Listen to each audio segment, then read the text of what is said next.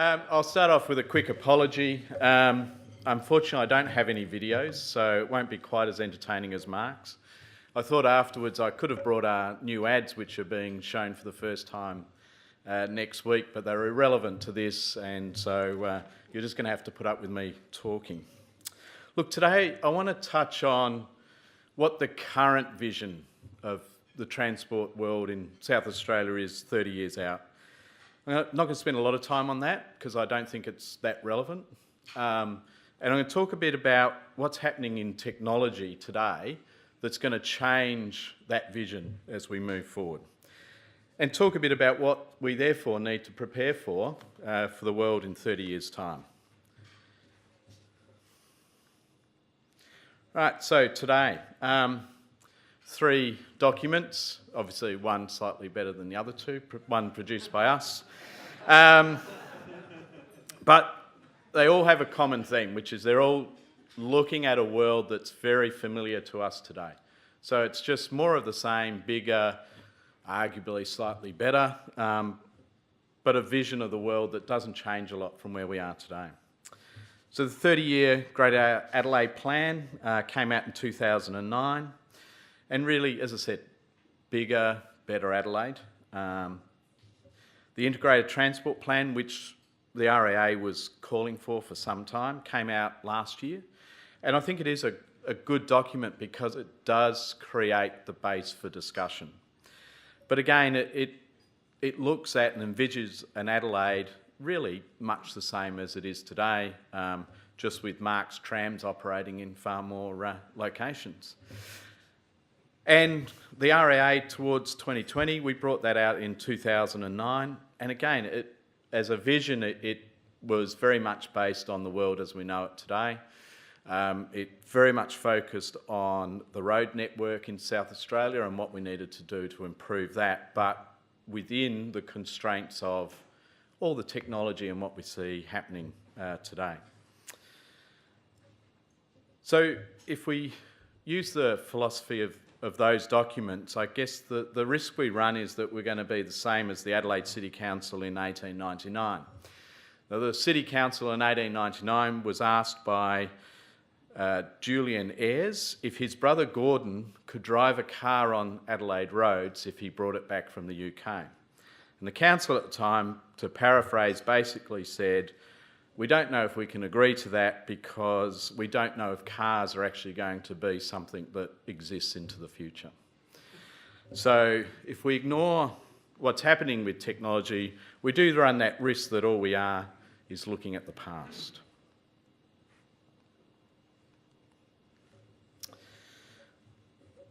The reality today is people want more choices in everything they do. So from a mobility point of view, they want more flexibility, more choice on how and where they go to different places, and more choice in the mode of mobility. I think we've all seen a large increase in the lycra wearing hazards on the road, the cyclists. But you know, the reality is RAA's 660-odd thousand members, about 1 in 6 describe themselves as a regular cyclist. And that's changed a lot. And with that's obviously come a lot of change to the way we use our roads. The view of the future that we're proposing today is that technology will help increase those mobility options. So if we look at what's happening around the world, hopefully we'll get a bit of an idea of what those options might be. Now, this is the Google car. Probably most of you have heard of it. It's now travelled well over 1.1 million kilometres through America, and Google say it's accident-free. Now, people point out, I think it's had 2 accidents in that time. One was when it was stationary and someone else drove into it, and one was when the systems were switched off and the human was in charge. So I'm sure Aaron, who runs the Motor Accident Commission, would be extremely happy if the average number of accidents on 1.1 million kilometres driven was 2. That would substantially reduce the accident injury rate in South Australia. But it's not just Google. Tesla, Toyota, Nissan, Volvo and Audi are actually all working on self-drive cars. Now, these cars look very similar to the cars we have today. And really it's the technology that's within them that changes the way they operate, not the actual look and feel of the car. We believe self-drive cars are the disruptive technology in the same way as we've recently seen with Uber to the taxi industry in South Australia. And the risk is if we don't embrace it, it'll go past us and we'll be left well behind.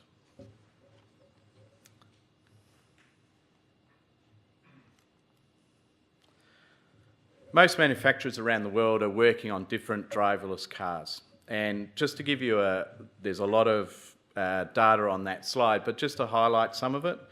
So this year, Volvo's adaptive cruise control came into their standard cars, the Volvo V40 in particular.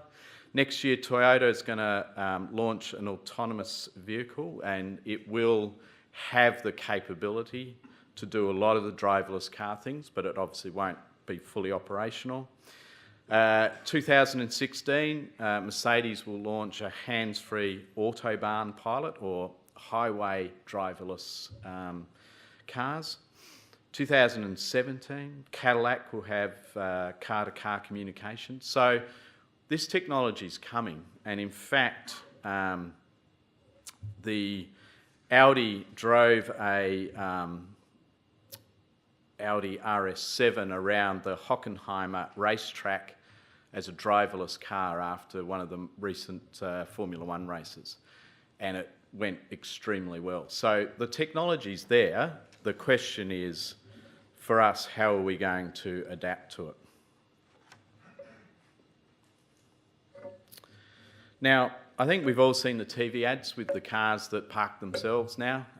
And if you look at those cars are actually in the mid to lower end in terms of price brackets. So Ford, Volkswagen, as I said, Volvo, all have those technologies. But they also have low-speed anti-crash avoidance technology in them as well.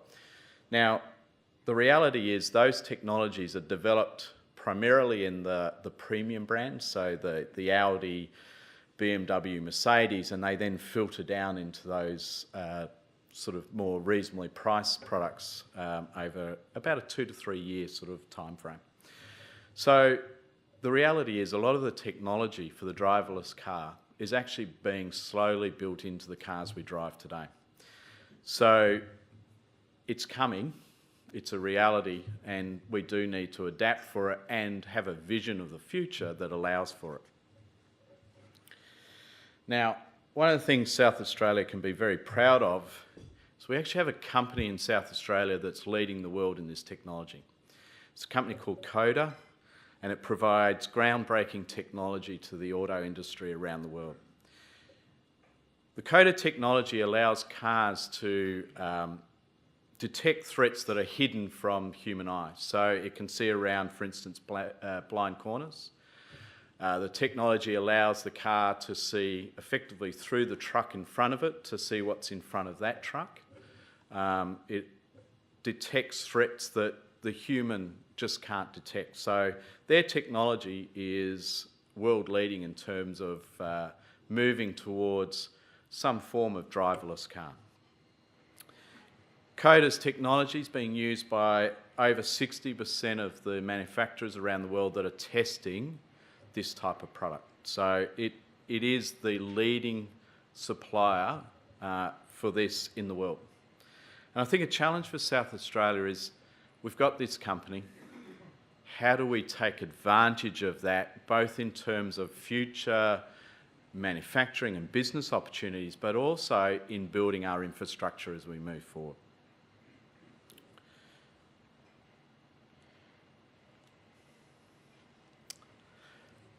Maybe I shouldn't have done that, Hamilton. I'm clearly not capable of pushing the buttons properly. Going back to the current transport plan and Mark's trams. The future vision we've got for 30 years out is trams operating down McGill Road, Prospect Road, Unley Road to the airport. But that technology is well outdated, and really there are options that we can look at with this new technology that will provide a better service that's more flexible, but with the same end result, which is getting more people into public transport of sorts, maybe a completely different version of public transport.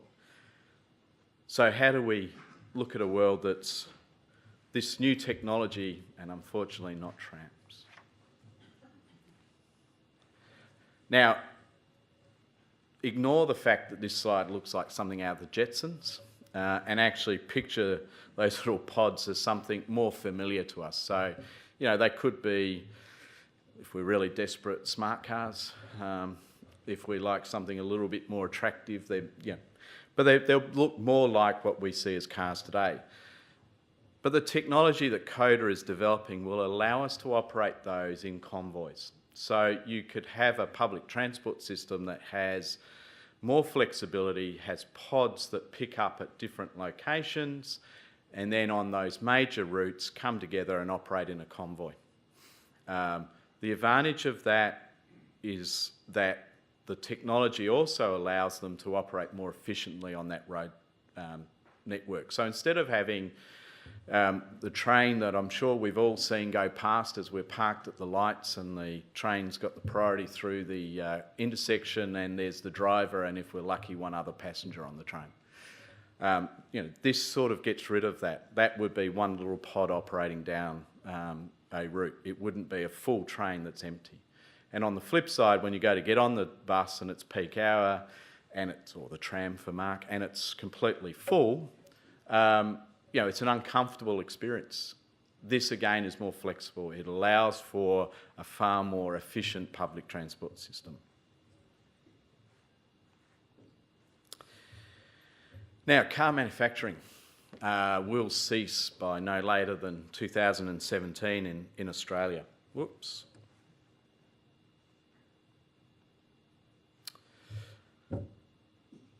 So, is there opportunity for South Australia to look at the driverless car and the technology that CODA is building to actually generate some new manufacturing excellence in South Australia? I think we've got to have a look at it. We're a fairly small economy still, so having someone that's world leading and not taking advantage of it, I think, is wrong. Some of the pilots we might be able to do, and this is one that Mark hopefully will like. So Buckland Park is a new precinct that's being developed. Why don't, when we build that, actually look at the infrastructure such that driverless cars can operate? The technology's there. It will be in the cars of the future in the next 4 to 5 years, so let's take advantage of some of that. Airport shuttles. Can we have a driverless shuttle that actually operates from long-term car parks into Adelaide Airport? Can we do it from the city along the Torrens and cut through near the airport entrance there? So that we've got an efficient, effective, world-leading public transport system into our world-leading airport. Similarly, park to ride on, say, the old Clipsal site as we develop that, take it through the parklands. There are ways to operate this technology today without necessarily having to have those cars interact with us on the road in the human world, if you like. So the question is, why can't all this happen? And there are a number of examples internationally. So the UK's introduced legislation to allow driverless cars on public roads from next year. California has legislation to allow for it to operate shortly as well. So Japan's leading the world in some of this technology rollout.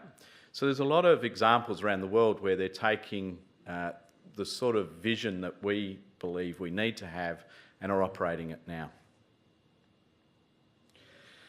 But it's all about leadership with vision. Legal and political acceptance is required. There will be legislative change, so we do need to have politicians and community leaders that have some vision, and it won't be easy. There are issues around potentially insurance and liability issues. So again, we need business leaders with vision and leadership to take us forward in that area. However, the biggest barrier today is probably us. So as consumers, today we can probably get on a plane, Mark, that's capable of flying without a pilot. But if you got on a plane at Adelaide Airport and were advised before it took off that there were no pilots and it was going to be flown automatically, how many of us would get off? And it's that fear still at the moment. So some of these pilots need to be done in controlled environments, which is why we're suggesting off-road. And the biggest fear when we've looked at this internationally is the fear of hacking into the systems. So are the IT systems that control this new world safe? And the reality is no, not at the moment. There isn't a perfect solution. But that's yet. And definitely those companies are working on that.